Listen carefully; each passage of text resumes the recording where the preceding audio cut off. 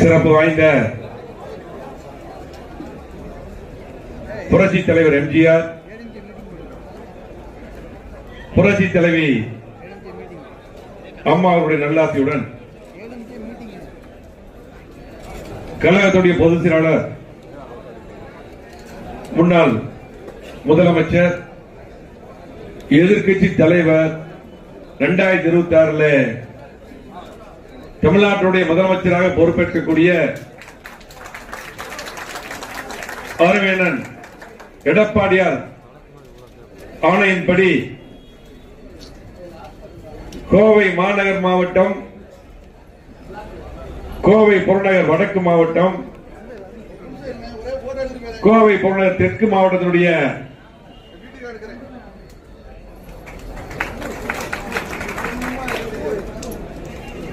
செயல் வீரர்கள், பொறுப்பாளர்கள் கூட்டம் எழுச்சியான முறையில் இறை தெய்வ மாலையில் நடந்து கொண்டிருக்கிறது. இது முக்கியமான கூட்டம். இந்த கூட்டம் முக்கியமான கூட்டம். இந்த கூட்டத்தின் முக்கியம் என்னன்னு பாத்தீங்கன்னா, நம்முடைய கழகத்துடைய பொதுச் செயலாளர் அவர்கள் தமிழ்நாடு முழுவதும் திராவிட முன்னேற்ற கழக ஆட்சியை அகற்றி புரட்சி எம்ஜிஆருடைய ஆட்சி, அம்மாவுடைய ஆட்சி எடப்பாடி தலைமையில் அமைய வேண்டும், மக்களாட்சி அமைய வேண்டும் என்று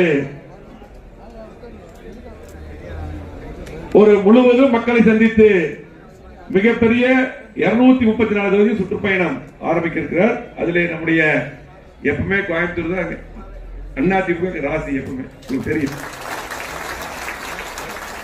அதை பத்தி நான் முன்னாடி பேசுறதெல்லாம் பேசிட்டு இருந்தாங்க. ஜெயராமன் பேசுறேன். அந்த வழியில இன்றைக்கு நம்முடைய மாவட்டத்தில் 31ஆம் தேதியும் 1ஆம் தேதியும் சுற்றுப்பயணம் ஆரம்பிக்கிறார்கள். வருகின்ற ஜனவரி 31, பிப்ரவரி 1.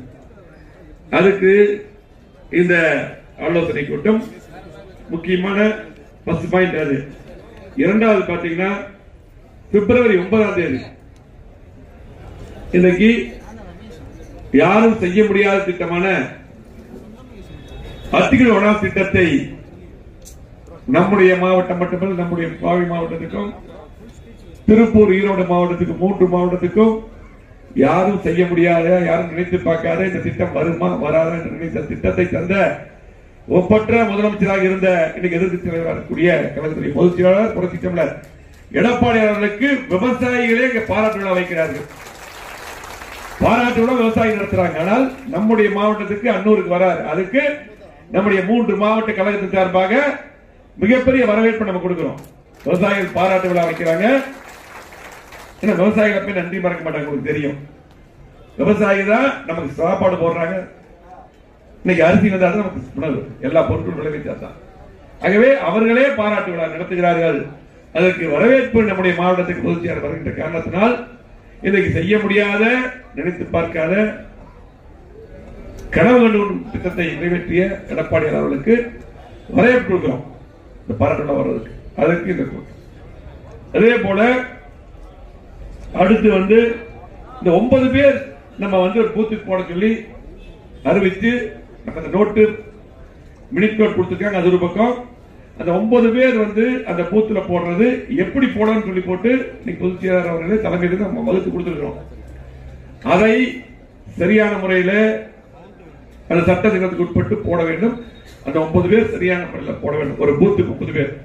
அதுக்கு இன்சார்ஜ் போட்டோம், எல்லா பக்கம் மாறி மாறி. அதை உடனடியாக போட்டு அந்த வேலையை உடனடியாக ஆரம்பிக்க வேண்டும்.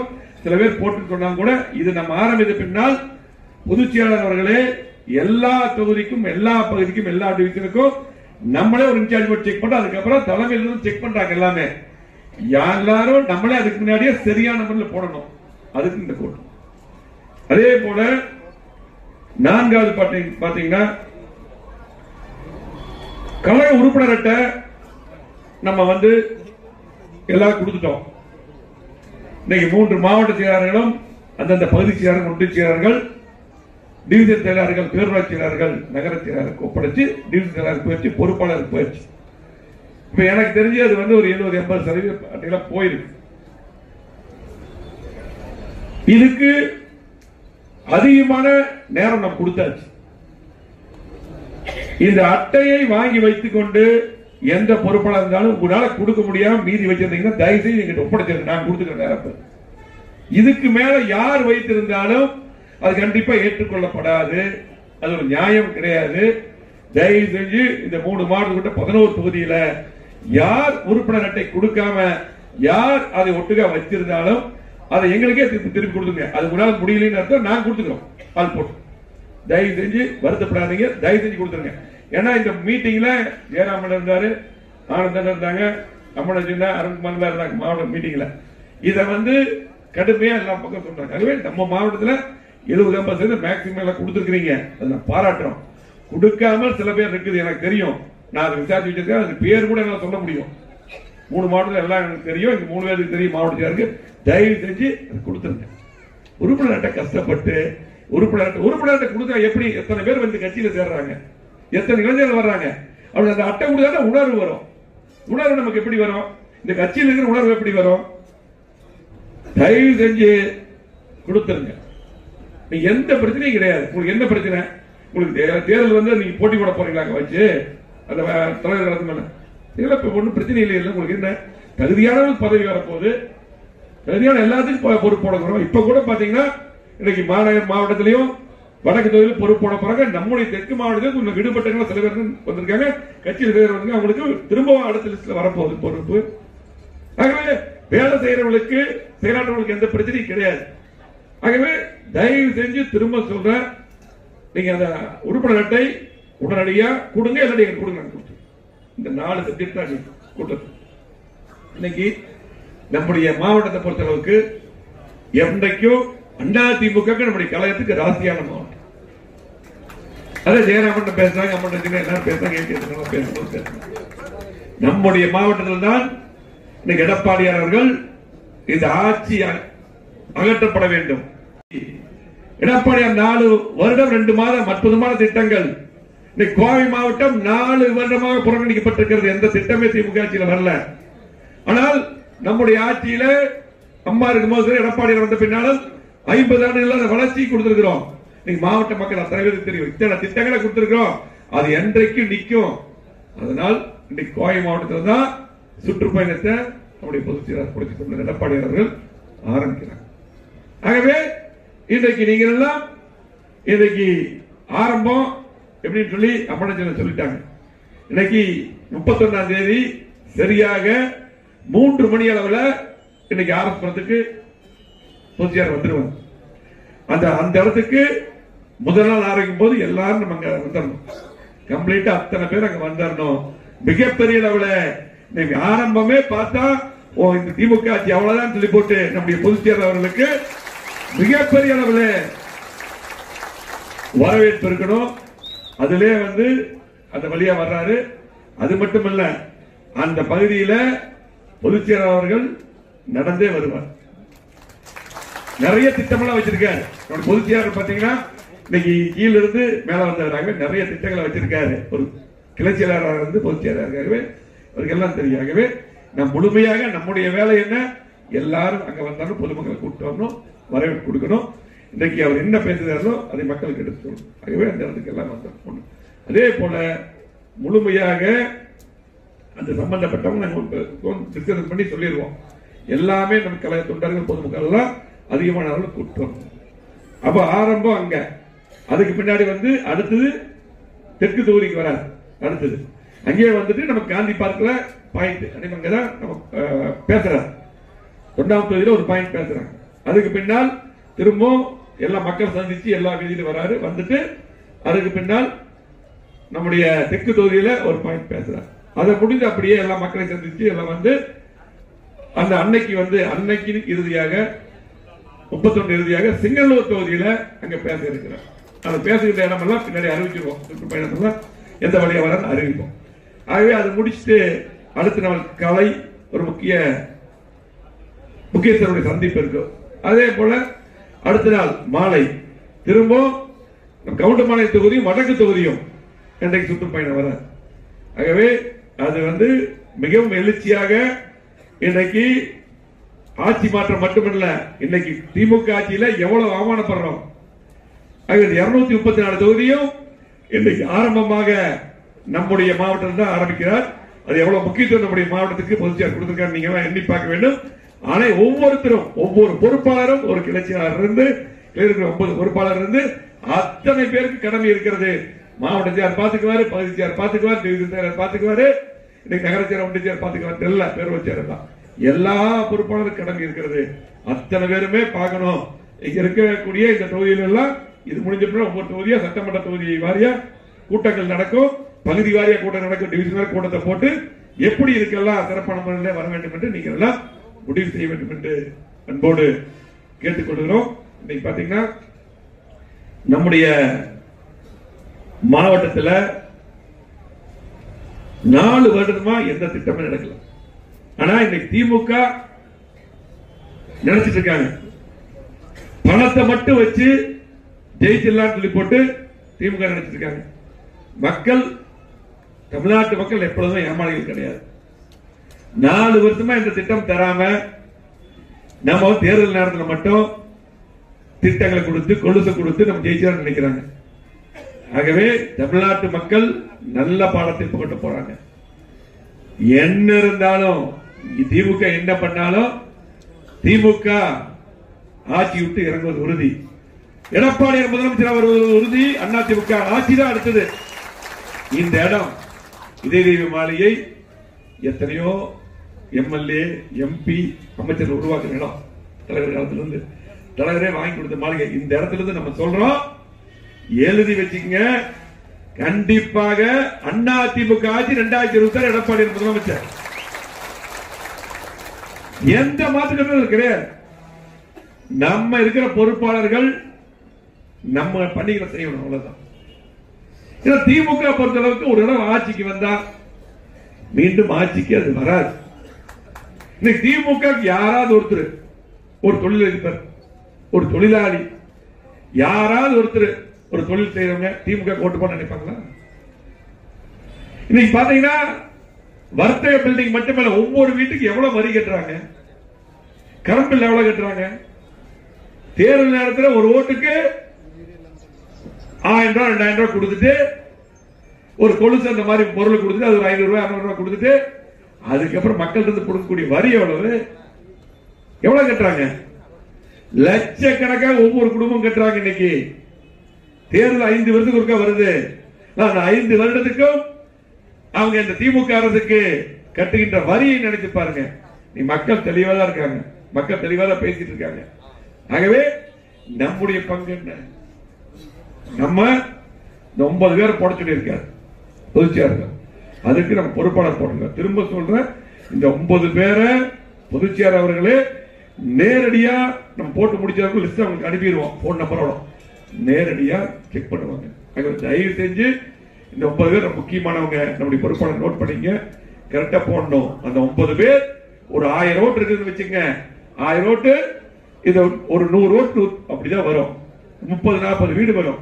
அதை தெளிவா பார்த்து அந்த பணிகளை செய்யணும். தயவு செஞ்சு அந்த பணிகளை செய்யணும். இங்க இருக்கக்கூடிய அத்தனை பொறுப்பாளர்கள் சொல்லிக்கிறோம், 3 மாவட்ட அத்தனை பொறுப்பாளர்கள். ஆகவே அது மட்டுமல்ல, இன்னைக்கு கோவை மாவட்டத்தில் இவ்வளவு திட்டங்களை கொண்டு வந்தோம். இன்னைக்கு 4 வருஷமா எதுவுமே நடக்கல. மக்களுக்கு தெரியும், நம்மளே இருந்தது நல்லா இருக்கும், எடப்பாடி முதலமைச்சர் நல்லா இருக்கும் சொல்லி போட்டு தமிழ்நாடு முழுவதும் நினைக்கிறாங்க. இன்னைக்கு கோவை மாவட்டத்தில் அத்தனை மக்களும் இன்னைக்கு பாத்தீங்கன்னா எல்லாத்துக்கும் பழகிறோம். நீங்க எல்லாத்துக்கும் பழகிறீங்க. இந்த ஆட்சி எப்ப போகும்? எப்ப நீங்க எடப்பாடி முதலமைச்சர் வருவார்? எப்ப நீங்க எல்லாம் நல்ல கூட்டணி அமைப்பீங்க? எல்லாரும் கேட்டு இருக்காங்க. தனியாக திமுக தனியா வந்து நிக்க, தனித்தனியாக நின்னால் அண்ணா திமுக என்றைக்குமே முதல் 17 லட்சம் உறுப்பினராக தலைவர் அவர்கள் இந்த இயக்கத்தை ஆரம்பித்தார்கள். 1.5 கோடி உறுப்பினராக அம்மா அவர்கள் இந்த இயக்கத்தை வளர்த்தார்கள். இன்னைக்கு 2 கோடி உறுப்பினர்களாக இந்த இயக்கத்தை எடப்பாடியார் உருவாக்கி வளர்த்திருக்கிறார். அதனாலதான் இந்த காடுல கட்ட குடிச்சு சொல்றோம். நிறைய இளைஞர்கள் வர்றாங்க, நிறைய மாத்திரை வர்றாங்க. அந்த காடு அவனுக்கு போனாதான் இந்த கட்சியில் நம்ம இருக்கிறோம், உண்ணாதிமன்ற உணர்வு வரும். ஆகவே இன்னைக்கு நாடாளுமன்றம் நடந்து முடிஞ்ச நாடாளுமன்ற தேர்தல் உங்களுக்கு தெரியும். இன்னைக்கு அது மத்தியில் இருக்கக்கூடிய பாரத பிரதமர் யார் என்று இன்னைக்கு பாரத பிரதமர் மோடியா ராகுல் காந்தியா முடிவு பண்ணி போட்டாங்க. திமுகவுக்கு ஓட்டு போட யாருமே நினைச்சு ஓட்டு போடல. சிந்திச்சுங்க. அன்னைக்கு கூட நம்ம கிட்டத்தட்ட 21% ஓட்டு வாங்கிட்டோம் தனியா, சின்ன கூட்டணி நம்ம. ஆகவே இன்றைக்கு நம்மளை பொறுத்தளவுக்கு கண்டிப்பாக அதிமுக ஆட்சி எடப்பாடி தலைமையில் உறுதி. எவ்வளவு அவமானப்படுறோம். காவல்துறை அதிகாரிகள், நம்ம பஞ்சாயத்து தலைவர்கள், பஞ்சாயத்து தலைவர்கள் எத்தனை பேர் நீக்கிறாங்க, எத்தனை பேர் நோட்டீஸ் கொடுக்கறாங்க. நல்லது செஞ்சு நல்லா மக்கள் பணியாற்றக்கூடிய தலைவர் கூட பணியாற்ற முடியும். சட்டமன்ற உறுப்பினருக்கு மரியாதை இல்லை, மக்களுக்கு எந்த திட்டம் செய்யல, விளம்பரத்தில் மட்டும் இந்த ஆட்சி போயிட்டு இருக்குது, மக்களுக்கு தெரியும். ஆகவே இந்த ஆட்சி வீட்டுக்கு போகணும் தான் நம்ம பணியாற்றணும். நம்ம முழுமையாக ஒற்றுமையாக இருந்து பணியாற்றினால் அம்மாவுடைய ஆட்சி, புரட்சித் தலைவர் எம்ஜிஆருடைய ஆட்சி எடப்பாடியார் தலைமையில கண்டிப்பாக அமையும். அதே போல விவசாயிகள் அந்த பாராட்டு விழா இன்னைக்கு விவசாயிகளாகவே எங்களை சந்திச்சாங்க. அருண்குமார் கூப்பிட்டு வந்தாங்க, அவர் தான் மாவட்ட செயலர் கூப்பிட்டு வந்தாங்க. நாங்க இதுக்கு பாராட்டு வைக்கணும். கிட்டத்தட்ட அவங்க 6 மாசமா 10 மாசமா இதை பத்தி பேசிட்டு இப்பதான் ஒரு முடிவு பண்ணியிருக்காங்க. ஏனென்றால் எடப்பாடியார் நிதி ஒதுக்கி அந்த திட்டம் நீங்க ஒவ்வொரு குளங்களும் நீர் நிரப்பப்பட்டிருக்கு. நீர் வந்த காரணத்தினால் 1500 அடி 1200 அடி போர் போட்டதான் தண்ணி கிடைக்கு கொஞ்சமாவது. இன்னைக்கு 100 அடிக்குள்ள தண்ணி இருந்தது போர் போட்டா. 70 வருடமா போராடிட்டு இருந்தாங்க எல்லாரும், மக்கள் எல்லாம். எத்தனை நம்மளே போயிருக்கோம், நம்ம எதிர்கட்சியா இருக்கும் அம்மா அனுப்பி அந்த போராட்டம் நானே ஜெயராம் பண்ண எல்லாமே போயிருக்கோம். இப்படி எல்லாம் தொடர்ந்து போராடினாங்க. இப்ப இருக்கக்கூடிய முதலமைச்சர் கூட நம்ம ஆட்சி இருக்கும்போது அங்க போராட்டம் போராடி இருக்காங்க. இப்படி எல்லாம் இருந்து யாரும் செய்யல. அம்மா அவர்கள் அரசாணை வெளியிட்டார்கள். அம்மா எடப்பாடியார் நிதி முழுமையாக ஒதுக்கி அந்த திட்டத்தை நேரடியாக அடிக்கல் நாட்டு இன்னைக்கு ஒவ்வொரு குடும்பங்களும் தண்ணி. அதுக்கு விவசாயிகளே சேர்ந்து நாங்கள் கண்டிப்பாக எடப்பாடியார் அவர்களுக்கு பாராட்டு விழா வைக்கிறோம் அப்படின்னு சொன்னாங்க. நான் சொன்னேன் ரொம்ப சந்தோஷம், நீங்க பாராட்டு விழா வைங்க, பாராட்டு விழா வச்சிருங்க. கண்டிப்பாக 2026 எடப்பாடியார் முதலமைச்சர் வருவார். அப்பொழுது அத்திகிட திட்டம் 2 அதுக்கு அறிவித்தவர் எடப்பாடியார். திட்டத்தை திமுக ஆட்சி எடப்பாடி போட்டிருக்கிறது. அந்த திட்டம் மீண்டும் கொண்டு வருவார் எடப்பாடியார் என்று உங்கள்கிட்ட ஆறுதல் சொல்லிவிட்டோம். ஆகவே அதற்கும் நம்முடைய மாவட்டத்துக்கு வர அதுக்கு மிகப்பெரிய அளவில் நீங்கள் எல்லாம் வரவேற்பு தர வேண்டும். அது பிப்ரவரி 9ஆம் தேதி ஞாயிற்றுக்கிழமை வராரு. சாயங்காலம் அது 3 மணி அளவில் நாங்கள் வராரு. அதற்கு மிகப்பெரிய அளவில் நீங்கள் எல்லாம் அங்க நம்முடைய பொதுச் செயலாளர் புரட்சித் தலைவர் எடப்பாடியார் அவர்களை, வருங்கால முதலமைச்சர் எடப்பாடியார் அவர்களை வரவேற்க நீங்கள் எல்லாம் வர வேண்டும் என்று அன்போடு கேட்டுக்கொள்கிறோம். அதே போல இன்னைக்கு நம்ம கட்சியில நிறைய பேர் பதவி போட்டிருக்கிறோம், பொறுப்பு போட்டிருக்கிறோம், அவருக்கு எல்லாம் பாராட்டுகிறோம். அதே போல இன்னைக்கு வடக்கு மாவட்டத்திலையும் மாநகர் மாவட்டத்திலும் ரெடியா இருக்கு. நீ அடுத்து பொதுச் செயலருக்கு போயிடும். இன்னைக்கு அதிகபட்சமா ஒரு 10 நாட்கள் அந்த பதவிகள் 2 மாவட்டத்தில் வந்துருக்கு. நிறைய பேருக்கு யார் பதவியில போட்டு இன்னைக்கு தெற்கு மாவட்டம் நடந்திருக்கு. அதாவது இந்த பதவிகள் இந்த அதிமுக கட்சியில் இருக்கிறது நமக்கு பெருமை. இது சாதாரண இயக்கம் எல்லாம் கிடையாது. இன்னைக்கு 54 ஆண்டுகள் பொன்விழா கண்ட இயக்கம், 31 ஆண்டுகள் ஆளுங்கட்சியா இருந்திருக்கிறோம். இன்னைக்கு அதிகமான திட்டங்கள் தந்தது அதிமுக, தமிழ்நாட்டுடைய உரிமை மீட்டெடுத்தது அதிமுக. மறக்காதீங்க, இந்த இயக்கத்தில் இருக்கிறது ஒரு உறுப்பினராக இருக்கிறது நமக்கு பெருமை. அந்த காலத்தில் தலைவர் காலத்தில் இதே இடத்துல கிளை செயலாளருக்கு பிரதிநிதிக்கு அங்கங்க பெட்டி வச்சு தேர்தல் நடக்கும். அதுக்கப்புறம் ஒன்றிய செயலாளர் பாத்தீங்கன்னா அங்க நடக்கல, இங்க கொண்டு நடத்தும் பிரச்சனையா இருந்தா மாவட்டத்தில். இப்படி எல்லாம் பாத்தீங்கன்னா கடுமையான போட்டியா இருக்க ஒரு கிளை செயலாளர் ஆவதற்கு கூட அப்படிப்பட்ட இயக்கம் இந்த இயக்கம். ஒரு எந்த பொறுப்பும் முக்கியமான பொறுப்பு தான். அவ்வளவு பொறுப்புகள் இன்னைக்கு பொதுச் செயலர் கொடுத்திருக்காரு. ஆகவே சில பேர் என்ன நினைக்கிறாங்கன்னா, இந்த பொறுப்புகள் போட்ட பின்னால் எனக்கு அதுக்கு இந்த பொறுப்பு இப்படி போடுறது அப்படி போடுறது சில பேர் பேசுறாங்க, காதுக்கு வருது. அதெல்லாம் நியாயமே கிடையாது. இந்த கட்சியில பொதுச் செயலர் கையெழுத்து போட்டிருக்காரு. சாதாரணமா நாங்கெல்லாம் ஒரு சின்ன பொறுப்புக்கு வர்றதுக்கு எவ்வளவு கஷ்டப்பட்டோம். எல்லாம் இருக்கிறவங்க எல்லாம் அம்மனஜில ஒரு பயிற்சியாளருக்கு எவ்வளவு கஷ்டப்பட்டாங்க தெரியும். ஆரம்பத்தில் பிரதிநிதி யாருக்கு எவ்வளவு கஷ்டப்பட்டாங்க தெரியும். ஒவ்வொருத்தரும் அப்படித்தான். பொள்ளாச்சியாரம் நல்லா தெரியும். ஆகவே இந்த கட்சியில் எந்த பொறுப்பு இருந்தாலும் பணியாற்றக்கூடிய உண்மையான தொண்டை திறமை இருக்குது. பொதுச் செயலர் கொடுத்திருக்காரு. நான் இப்படி போய் பண்ணுவேன் அப்படி போய் பண்ணல. அதே போல சில பேருக்கு பதவி கொடுக்கும் போது நல்லா இருக்கு இல்லையா, பதவி கொடுக்கும் போது நல்லா இருக்கு. அதே பதவி ஒரு சில காரணத்துக்காக மாற்றோம். நம்ம மட்டும் மாத்துறது இல்ல, எல்லாத்தையும் பேசுறோம். எடப்பாடியார் சில ஆளுநரை போட்டிருக்காரு, சில சர்வே பண்றாரு. நாடாளுமன்ற எலெக்ஷனை பொறுத்தவரை சர்வே பண்ணிருக்காரு. அதனால எப்படி எப்படி இருக்கு சொல்லி பார்த்து சில பதவிகள் வருது. அப்ப வரும்பொழுது பாத்தீங்கன்னா இல்ல இல்ல எனக்கு இப்படி இருந்தா நல்லா இருக்கு, அப்படி இருந்தா நல்லா இருக்கு. பதவிகள் கொடுக்கும் போது எப்படி சந்தோஷமா இருந்தது, ஒரு ஒன்றிச்சியாரோ ஒரு பதவி கொடுக்கும்போது ரொம்ப சந்தோஷமா இருக்கீங்க. அது காரணம் மாத்தினா கூட இப்ப நம்ம வேற பொறுப்பு கொடுத்துருக்கோம். அம்மா இருக்கும்போது மாத்தின பதவி இருக்காது. என்னை கூட பாத்தீங்கன்னா 2012 அம்மா அவர்கள் வெறும் உறுப்பினர் தான் விட்டாங்க. அப்ப மாவட்டத்தியா இருந்தேன், மந்திரியா இருந்தேன், எம்எல்ஏ இருந்தேன், எல்லா பதவியும் இருந்து வெறும் உறுப்பினர் சொன்னாங்க. கிட்டத்தட்ட ஒரு வருஷம் மீண்டும் அதோட பெரிய பதவி கொடுத்தாங்க அம்மா. எனக்கு அம்மா இருக்கும் போது எனக்கு மாவட்ட சேர்மன் மாநில பொறுப்பு அமைச்சர் அம்மாவே கொடுத்தாங்க. கொடுத்துட்டு அம்மா அன்னைக்கு சாயங்காலம் 2016 இந்த கூட்டணி பேசுறதுக்கு நானு எடப்பாடி என்ன அப்ப இந்த வைத்திலிங்கம் தங்க பண்ணிட்டாங்க. 4 பேர் தான் அன்னைக்கு ஓபிஎஸ் நத்தன்னையும் எடுத்துட்டாங்க. 2 பேருக்கு சேர்த்திட்டாங்க. டெய்லி போவோம் சாயங்காலம். எங்களுக்கே தெரியாது அமைச்சர் அறிவிப்பு போகும்போது என்ன அறிவிப்பு பாத்தீங்கன்னா அம்மாவே கேட்டாங்க. இப்படி சந்தோஷப்பட்டாங்க அம்மா. அவங்க நன்றி சொல்லி சொல்லும்போது இப்படி பார்த்து பதவி கொடுத்தாங்க. அதுக்கு எல்லாமே எடுத்தாங்க. அதுக்காக நாம உறுப்பினர் இருக்கும்போது மாவட்டத்தில் இருக்கிறத விட அதிகமா எப்ப போல வேலை செஞ்சிட்டு இருந்தோம். இடைத்தேர்தல் வேலை செஞ்சிருந்தோம். இதுதான் நியாயம். அம்மா இருக்கும்போது யாராவது இந்த பதவி வந்திருக்குது உடனே போய் எனக்கு இது வேண்டாம் அது வேண்டாம் சொல்லி சொல்ல முடியுமா? யாரும் தைரியம் இருக்கும்? இந்த கட்சி ஒரு மிலிட்டரி மாதிரி இருக்கு. இந்த கட்சிக்கு நான் எனக்கு பதில இன்னொரு ஆள் தெரிய தயாரா இருப்பாங்க. எல்லாத்துக்கும் அப்படித்தான். யார் இருந்தாலும் இந்த கட்சி யாரும் ஒண்ணும் பண்ண முடியாது. அற்புதமான நேரத்தில் புரட்சித்தலைவர் எம்ஜிஆர் அவர்கள் ஆரம்பிக்கப்பட்ட இயக்கம் இந்த இயக்கம். நேரத்தில் ஆரம்பிக்கிற இந்த இயக்கத்தை யாரும் அழிக்க முடியாது. ஒரு முறை வெற்றி வாய்ப்பு இழக்கும், அடுத்த முறை மிகப்பெரிய வெற்றி ஆளுங்கட்சியாக அது 2026 நடக்க போகுது. திமுக ஒரு தடவை வந்ததுன்னா அதுக்கப்புறம் வெற்றியே பெறாது. கண்டிப்பா தோல்விதான். தோல்வி அல்ல, மிகப்பெரிய தோல்வி. நீங்க எழுதி வச்சீங்க 2026 பாத்துங்க. இந்த வேலை நினைக்கிறேன் கூட்டணி இருக்கு அப்படின்னா 2011 இதே கூட்டணி தான் இருந்தது. காங்கிரஸ் அவங்க கூட இருந்தாங்க, பட்டாளர்கள் அவங்க கூட இருந்தாங்க. பெரிய கூட்டணி தான் திமுக இருந்தது. அம்மா அன்னைக்கு ஒரு கூட்டணி ஃபார்ம் பண்ணாங்க. அன்னைக்கு தான் தேமுதிக சேர்த்துனாங்க. கூட்டணி ஃபார்ம் பண்ணி 200 தொகுதிக்கு மேல வெற்றி விட்டு நம்ம ஜெயிச்சோம். எதிர்கட்சியா கூட திமுக வரல. இதுதான் நிலை. ஆகவே நீங்க ஒரு சில பேர் அப்படியே நினைச்சிட்டு இருக்கலாம், நம்ம எல்லாரும் நல்லா பண்றீங்க 90% 90% ஒண்ணும் இல்ல. ஒரு சில பேர் வரட்டும், அப்படியே ஆளுங்கட்சியா வரட்டும், வருதான்னு பார்க்கலாம், என்ன நடக்குது பார்க்கலாம் சொல்லி அமைதியா வீட்டுல இருந்துட்டு இருக்கிறவங்க எங்களுக்கு எல்லாம் யார் யார் எப்படி எப்படி இருக்கிறீங்களா தெரியும். இது இந்த இடத்துல வச்சு சொல்றோம். கண்டிப்பா 2026 எடப்பாடி முதலமைச்சர் நம்ம ஆளுங்கட்சியா வருவோம். அப்ப இப்ப நடிக்கிறவங்க எல்லாம் யாரும் முன்னாடி வர முடியாது.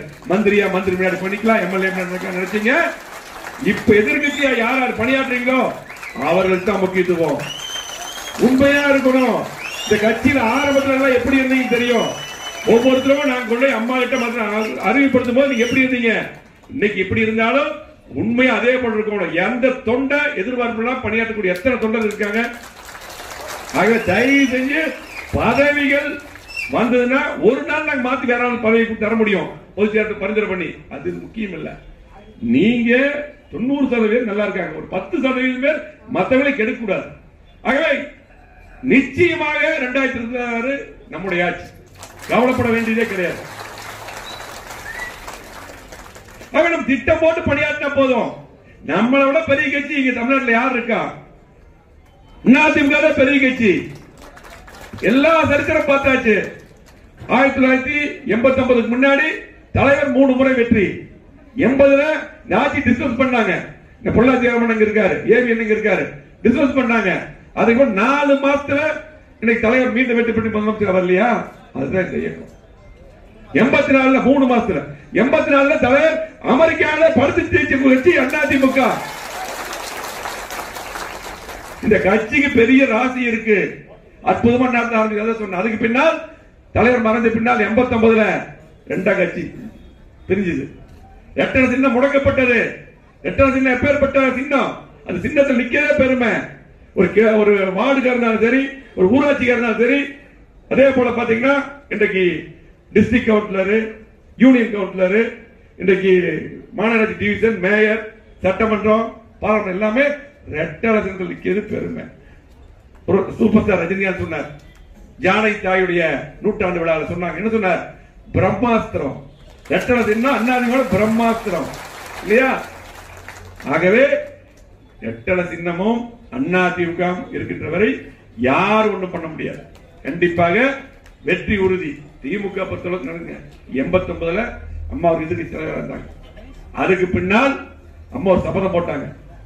உங்களுக்கு எல்லாம் தெரியும் சட்டமன்றத்தில் எவ்வளவு பிரச்சனை நடந்தது. அதுக்கு பின்னால் அம்மா அம்மா அவமானப்படுத்தப்பட்டார். நான் மீண்டும் முதலமைச்சர் சட்டமன்றத்துக்கு வருவன் சொல்லி போனாங்க. 91ல 2 தொகுதி திமுக ஜெயிச்சது.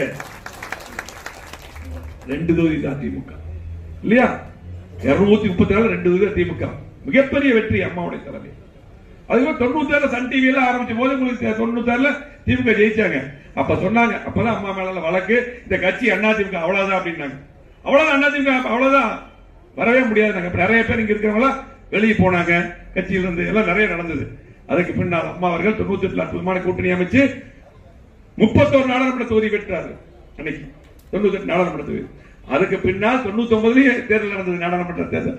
அன்னைக்கு டெல்லியில போய் சிங்கமாக அந்த ஆட்சி இல்லாம பண்ணது அம்மா தான். எப்பேற்படுத்தாது தமிழ்நாட்டு மக்களுக்காக ஆதரவு போனாங்க.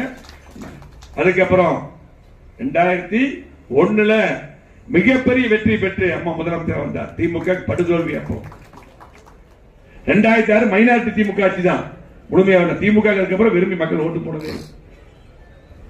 போடவே இல்லை.